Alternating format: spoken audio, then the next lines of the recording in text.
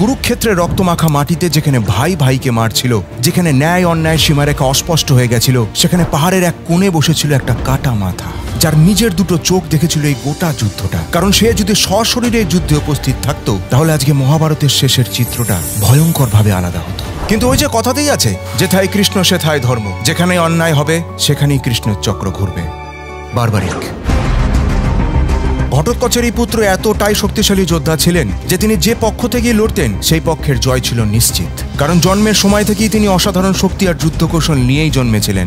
আর তারপরে তিনি ভগবান শিবের অঘোর তপস্যা করে এক অদ্ভুত বর লাভ করেন, 3 তীরের বর। প্রথম তীর যাকে আঘাত করতে হবে তাকে চিহ্নিত করত, দ্বিতীয় তীর যাকে বাঁচাতে হবে তাকে চিহ্নিত করত, আর তৃতীয় তীর প্রথম ও দ্বিতীয় তীরের নির্দেশ মতো আসল শত্রুকে নিমেষেই ধ্বংস করে দিত। কুরুক্ষেত্রের যুদ্ধ শুরু হতে চলেছে, আর বারবারিক সিদ্ধান্ত নেন তিনি এই যুদ্ধে অংশগ্রহণ করবেন। হঠাৎ কৃষ্ণ তার সামনে উপস্থিত হয়ে তাকে জিজ্ঞেস করে, বারবারিক তুমি কার পক্ষ হয়ে লড়বে? উত্তরে বারবারিক বলে সে দেবীমাকে কথা দিয়ে এসেছে, যুদ্ধক্ষেত্রে যে পক্ষ দুর্বল বারবারিক সেই পক্ষের হয়েই লড়বে। কৃষ্ণ খানিকটা অবাক হয়েই তাকে বলে, এইভাবে করে চলতে থাকলে তো যুদ্ধ কোনোদিনও শেষই হবে না। কারণ তুমি যদি পাণ্ডবদের তরফ থেকে লড়ো তাহলে কৌরবরা দুর্বল হয়ে পড়বে, তখন তোমাকে কৌরবদের তরফ থেকে লড়তে হবে। আবার তুমি যদি কৌরবদের তরফ থেকে লড়ো তাহলে পাণ্ডবরা দুর্বল হয়ে পড়বে, তখন তোমাকে আবার পাণ্ডবদের পক্ষ থেকে লড়তে হবে। আর এই প্রক্রিয়া তো চলতেই থাকবে। তখন সেই মুহূর্তে বারবারিক কৃষ্ণের সামনে বসে তাকে বলে, হে প্রভু, আপনি হলেন আমার গুরু, এখন এর সমাধান আপনি আমায় দেবেন। গুরু শব্দটা শুনতেই ভগবান শ্রীকৃষ্ণ বারবারিকের কাছ থেকে গুরু দক্ষিণা চায়, আর গুরু দক্ষিণা শ্রীকৃষ্ণ বারবারিকের মাথা চায়। আর বারবারিক